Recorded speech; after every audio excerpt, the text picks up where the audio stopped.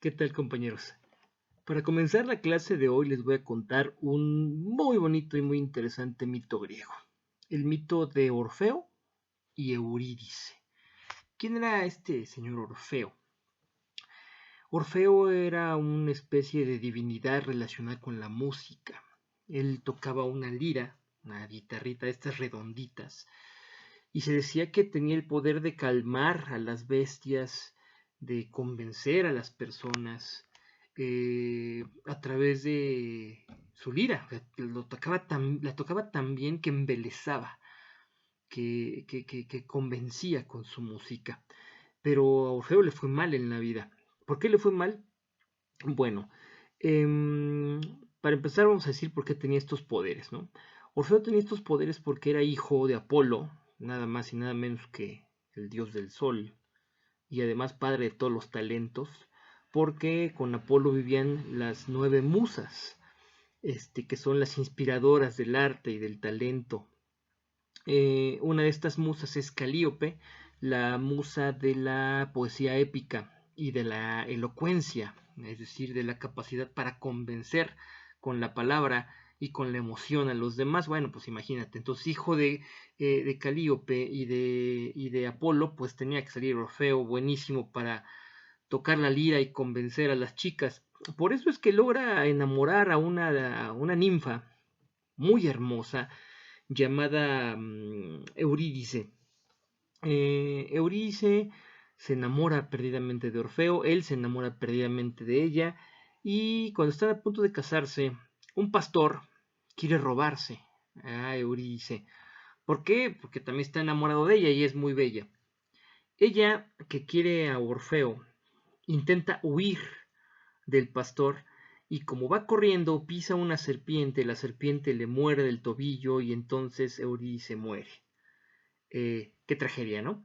Bueno, Orfeo queda tan afectado por la muerte de Eurídice, su novia, su prometida, que baja al inframundo para buscarla. Le pide a Caronte, el barquero, que lo ayude a cruzar la laguna Estigia y él no quiere porque le dice, no, tú no estás muerto, tú no puedes cruzar. Y sin embargo lo ayuda. ¿Por qué? Porque Orfeo comienza a tocar la lira y lo embeleza y entonces lo convence. Pasa del otro lado, se encuentra con el Cancerbero, el perro de 3 cabezas, que no lo deja entrar al inframundo, pero él empieza a tocar la lira y entonces se calma la bestia y él puede entrar y se encuentra finalmente con el mismo rey del inframundo, el dios Hades, a quien también convence de la misma manera. Hades dice, está bien, te voy a regresar, Eurídice, con una condición. La condición es que te la vas a llevar de la mano, jalándola, y jamás la vas a voltear a ver hasta que salgas del inframundo. Vas a escuchar ruidos raros, vas a sentir cosas rarísimas, pero no debes voltear a ver. Tienes que permanecer en la oscuridad, tienes que caminar sin verla. ¿Yo cómo voy a saber qué es ella? Tienes que confiar en mí.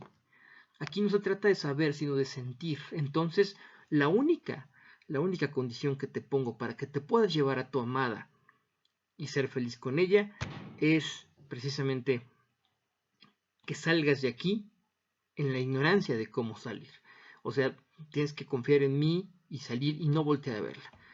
Y entonces Apolo hace lo que le dijeron y cuando está a punto de salir, a punto de salir, le gana la curiosidad. Dice, no, ¿qué puede pasar? Entonces cuando voltea a verla, inmediatamente ella, que nuevamente se está reencarnando, se vuelve a convertir en sombra y vuelve a ser tragada por el inframundo. Entonces él es expulsado definitivamente del inframundo, ya no puede entrar y vive el resto de su vida triste y desolado, e incluso en algún momento dado se deja matar por otras divinidades que le piden que toque para ellos y él no quiere y entonces te vamos a matar, pues mátame, no me importa. Y bueno, pues moraleja, no siempre saber es bueno. Fíjate lo que te voy a decir, normalmente yo no te diría esto, pero fíjate qué forma tan interesante de llegar a una moraleja. a veces la ignorancia es buena. A veces la ignorancia nos ayuda a apreciar mejor las cosas. A veces la ignorancia nos ayuda a entrar a lo profundo sin que el ruido del saber que nosotros ya traemos acumulado nos impida ver el verdadero fondo de las cosas. Qué cosa tan interesante, paradójico, ¿no? Bueno, pues lo que te acabo de contar, esto que te acabo de decir sobre la ignorancia, es la tesis que maneja el ensayo literario que leíste esta semana. El ensayo literario que se llama Categorías de la Lectura y que está en la página 96 a la página 100 de tu libro, de tu antología. Bien, yo creo que ya lo leíste, está muy sencillito, pero al mismo tiempo es profundo, al mismo tiempo, o sea, no es difícil de leer de manera panorámica, pero si ya lo quieres leer profundamente, tienes que averiguar un montón de datos y un montón de cuestiones como las que te voy a comentar ahorita que estamos haciendo el análisis. Pero quería partir de la tesis. ¿Cuál es la tesis que maneja o cuál es la idea que está manejando? Bueno, no es propiamente que hay categorías de lectura o diferentes tipos de lectura, eso es obvio. Lo que está diciendo, lo está diciendo de la siguiente manera: entre más sabes, menos aprecias la lectura. Eso es lo que te está tratando de decir Alfonso Reyes. Entre más sabio, menos eres capaz de apreciar y sentir placer, porque lo está diciendo así: la lectura se mide por el recuerdo y el placer. Es decir, qué tanto te acuerdas, qué tanto guardas en tu memoria y qué tanto disfrutaste el proceso de leer. Esa es la tesis que está defendiendo Alfonso Reyes en Categorías de la Lectura. ¿Vale?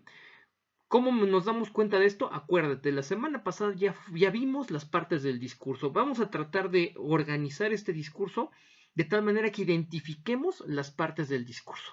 ¿De acuerdo? Vamos sobre eso. Bien, yo te recomiendo que cuando veas un discurso así, como para que sea más fácil la ubicación de las ideas, hagas como primer paso una numeración de párrafos.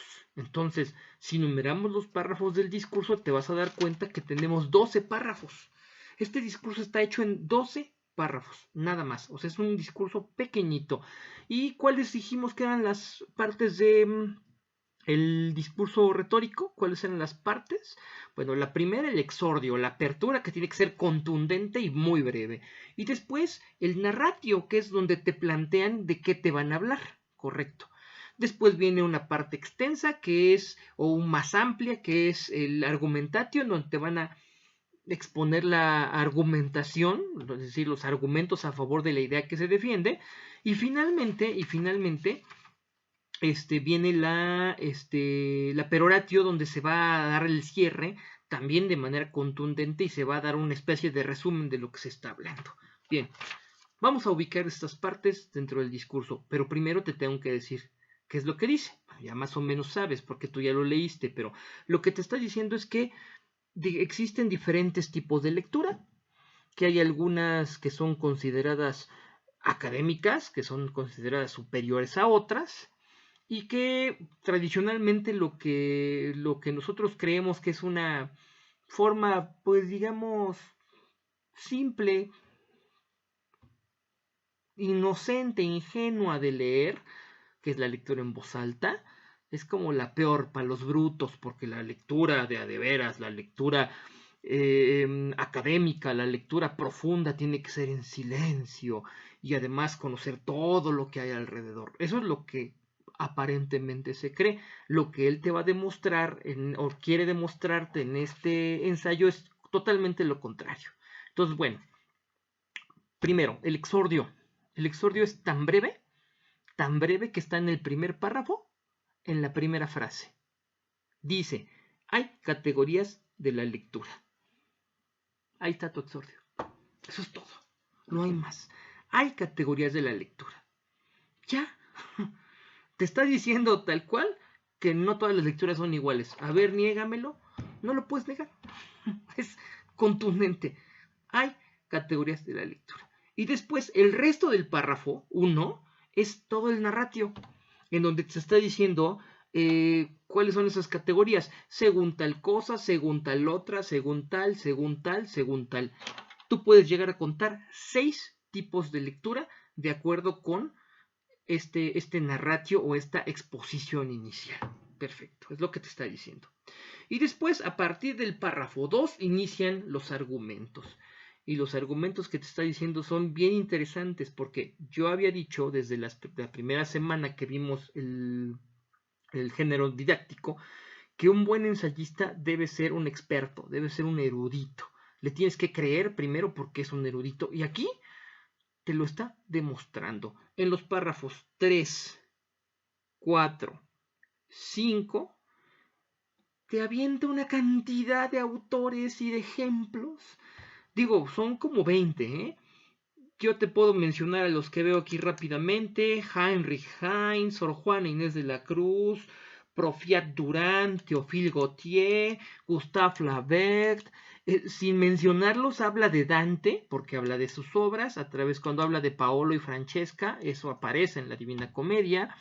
Habla de Shakespeare porque habla de Romeo y Julieta, habla de Cervantes porque habla del Quijote, habla de un montón de autores, habla de Charles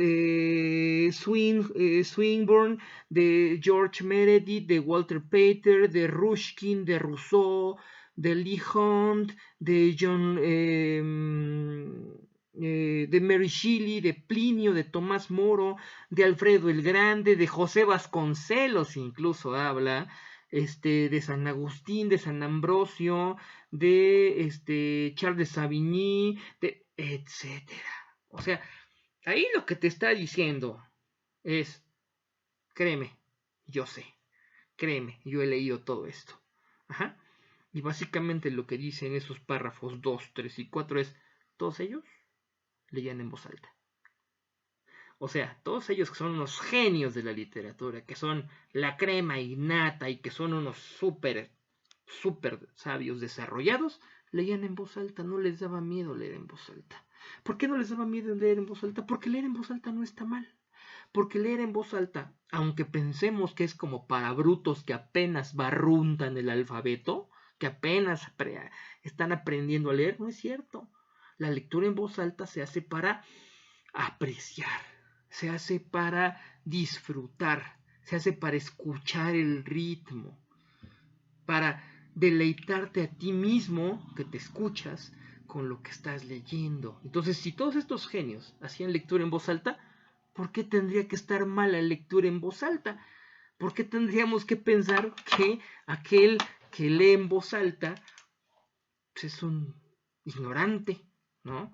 Y entonces dice, bueno, ¿por qué? Porque existen diferentes niveles de lectura y ahí es cuando lanza la tesis tal cual. Al final del párrafo 6 dice, verdad amarga que el deleite de leer, o sea, el disfrute de leer, cuando no hay verdadero amor a la lectura, disminuye conforme sube la categoría de lectores. O sea, entre un lector de más categoría eres, menos te gusta leer en realidad. O menos disfrutas del placer de la lectura. ¿Por qué? Porque lo va a desglosar en lo que sigue, ¿no? Ahí va a terminar de concretar los argumentos. ¿Y qué dice? Ahí divide los tipos de lectores. Habló de categorías de lectura, sí, pero no te está hablando ya en realidad de categorías de lectura, sino tipos de lectores. Y dice, el pueblo bajo. Aquel que pues, aprendió a leer como pudo y que dice tal cual, la lectura se le vuelve vida. Tan no sabe todo lo que hay alrededor y los contextos de la lectura, que vive la lectura como si aquello fuera real. Tú lo sabes. Tú estudiaste literatura ya 2 semestres conmigo y lo primero que les enseñé es que todo en la literatura es ficticio, es falso. Si tú lo sabes, pues entonces como que ya pierdes un poquito ese sentido de sentirlo como vivo. Pues el que no lo sabe lo siente como vivo y entonces puede llorar porque se muere el protagonista y llora amargamente porque se murió, porque lo está viviendo. Ese es el que más lo disfruta, justamente por no saber, ¿no? Y luego dice, el segundo nivel es el lector de medio pelo y lo dice con tal odio, desprecio, que tú dices, ah, caray, imagínate, el lector de medio pelo, dice, aquel que terminó la primaria obligado, de mala gana. O sea, ¿ese de qué se va a acordar? Ese no se va a acordar como el primero que se acuerda de las historias porque las vivió. ¿Y quién la escribió? ¿Quién sabe? No me acuerdo, pero estaba bien padre la historia, me gustó mucho, perfecto. No, ese se acuerda de los títulos de las novelas o de las historias que lee, pero si le preguntas qué pasó, no se acuerda. Y si le preguntas quién le escribió, tampoco se acuerda. O sea, ese, digamos que leyó porque lo obligaron. Ese es el peor de todos, de acuerdo con la clasificación que hace aquí Alfonso Reyes. Y bueno, de ahí pasa al tercero, dice que es el semiculto, lo dice así, dice es el pedante con lecturas, o sea, es el que presume todo aquello que no conoce. Es el que, en lugar de acordarse de lo vívido de las historias y de haberlas disfrutado, o por lo menos de los títulos de los libros que lee, ese se acuerda de los autores. Ese dice, ah, sí, cuando yo leía Cervantes, y a lo mejor ni lo ha leído, pero como menciona Cervantes, ya todo el mundo dice, ay, wow, ¿no? Es que cuando yo leía Dante, o sea, es el pedante, es el mamón, pues, el que se las da de muy pinche sabio y no sabe gran cosa. Bueno, ese también lo pone o sea, lo barre y lo trapea, lo pone muy mal.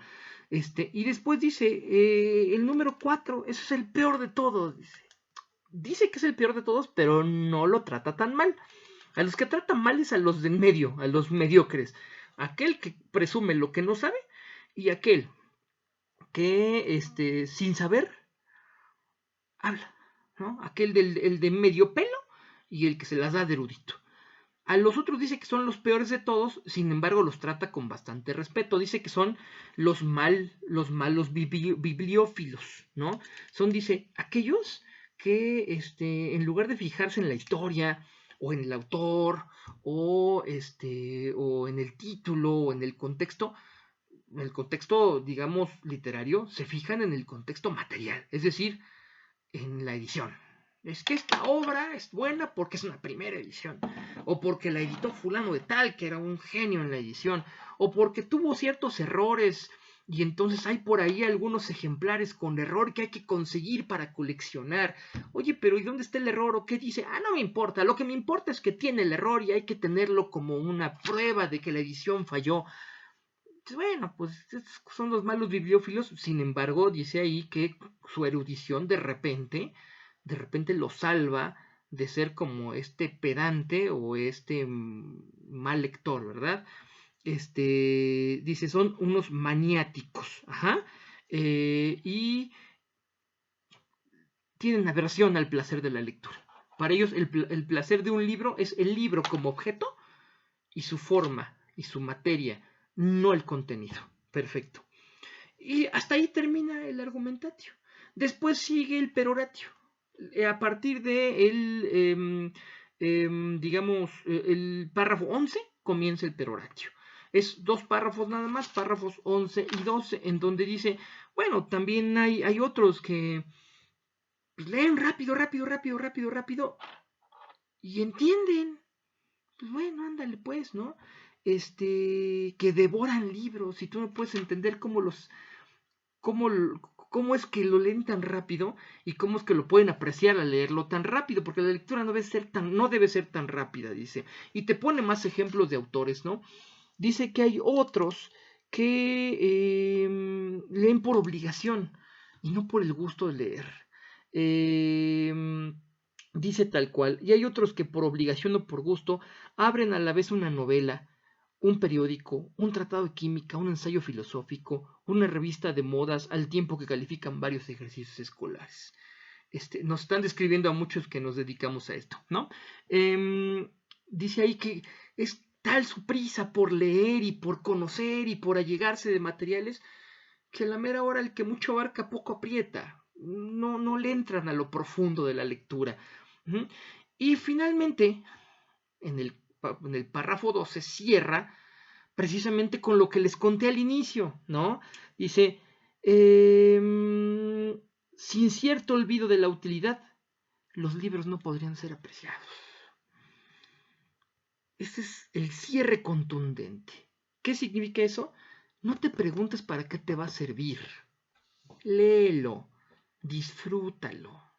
No seas como ese Orfeo al que le gana la curiosidad por el conocimiento en lugar de aceptar el disfrute de ya llevar a su mujer fuera del infierno. Y dice así tal cual, la última parte del último párrafo. Hay que acallar previamente en nuestro espíritu todos los ruidos parásitos que traemos desde la calle, los negocios y afanes y hasta el ansia excesiva de información literaria. Entonces, en el silencio comienza a escucharse la voz del libro, medrosa acaso, o sea, apenas se escucha, pronta a desaparecer si se la solicita con cualquier apremio sospechoso. El libro no se va a entregar a ti, la verdadera voz del libro no se va a entregar a ti si tú vas con un interés mezquino. ¿Cuál es ese interés mezquino? Todos los anteriores mencionados. Si tú quieres demostrar que sabes, si tú quieres aprender memorísticamente o como un erudito para después presumir, la verdadera voz del libro se va a callar. Y cierra, dice, por eso Walter Raleigh pensaba que en cada época solo hay 2 o 3 lectores verdaderos. Entonces dice, ay, qué fuerte, imagínate, qué fuerte. El decirte que para leer hay que apreciar y que para apreciar hay que ignorar. Fíjate que, y además paradójico, porque te lo está diciendo alguien que de ignorante tiene lo que yo tengo de flaco, o sea, nada. El tipo es un erudito, te lo está demostrando aquí. Ajá. Por eso te estoy diciendo, o te lo he dicho en otras ocasiones, en otros videos, que lo importante de la retórica no es decir la verdad. Él no te está diciendo aquí la verdad. No te está diciendo yo llego como ignorante a los libros, no es cierto. Quien menos llega como ignorante a hacer una lectura es Alfonso Reyes. Pero lo que quiere es convencerte de qué, de que leas por placer, de que la lectura se desarrolla a través del desarrollo del placer por la lectura. Solamente así. Y lo que te dice finalmente es que no hay muchos que desarrollen ese placer, porque ese placer implica trabajo.